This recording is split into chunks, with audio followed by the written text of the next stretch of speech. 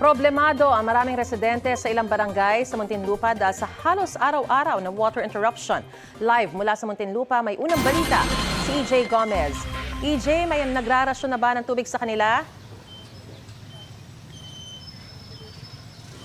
Mariz, nako, hindi nga magkanda o gaga ang mga residente dito.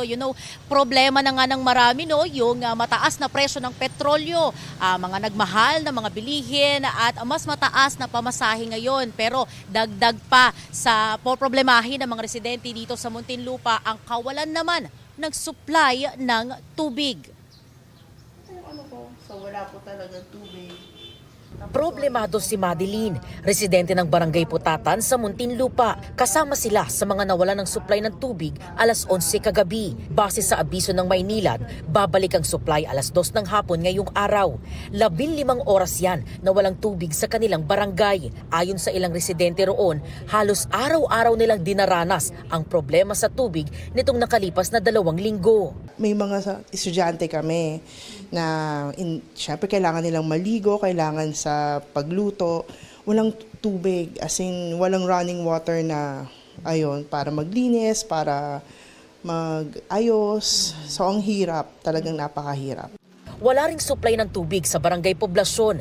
Malaki raw ang epekto sa hanap buhay ng may-ari ng kainan na si Annalyn. Pahirapan daw ang pag-iigib ng tubig, kaya napipilitan silang bumili ng mineral water para sa pagluluto o kaya'y hindi na raw muna sila nagtitinda. Araw-araw, minsan halos kalating araw wala kaming tubig. Minsan yan, hindi na kami nagtitinda dahil nga ang hirap mag-igib. Wala kaming nagkaigib, tapos pipili pa kami ng tubig. Ang mahal-mahal ng mga bilihin ngayon. So paano pag hindi nakapagbukas o nagtinda? Walang tinda, wala kita. Ayon sa barangay, halos 1 buwan na raw nakararanas ng water interruption ang kanilang lugar. Mahirap po ma'am kasi magugulat ka walang tubig. Hindi alam kung saan kukuha ang tubig. Sa aming pagtatrabaho, pagtanggap ng mga kliyente, nahihiya po kami dahil siyempre po walang tubig. Wala naman po kami magawa. Nagbigay na po ng babala ang mayor dahil sa araw-araw nga pong walang supply ng tubig ang Maynilad, nahihirapan po ang aming mga residente. Minsan po talagang nagpupunta na po sa barangay. Nagrereklamo po. 5 barangay sa Muntinlupa ang nakararanas ng mahina o hanggang sa walang supply ng tubig, kabilang ang Alabang, Bayanan, Poblasyon, Putatan at Tunasan. Sa isang pahayag, sinabi ng Maynilad na biglang nagbago ang raw water quality sa Laguna Lake dulot ng malakas na hangin ngayong amihan season, kaya apektado ang pag-supply nila ng tubig.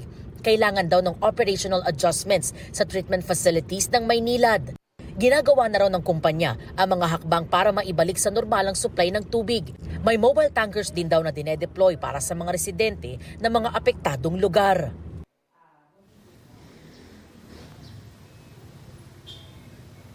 Mariz, panawagan ng mga apektadong residente, sana raw agad na matapos ang adjustment sa operasyon ng Maynilad para sa tuloy-tuloy na supply ng tubig. At yan, ang unang balita mula po rito sa Muntinlupa City. EJ Gomez para sa GMA Integrated News. Gusto mo bang mauna sa mga balita? Mag-subscribe na sa GMA Integrated News sa YouTube at tumutok sa unang balita.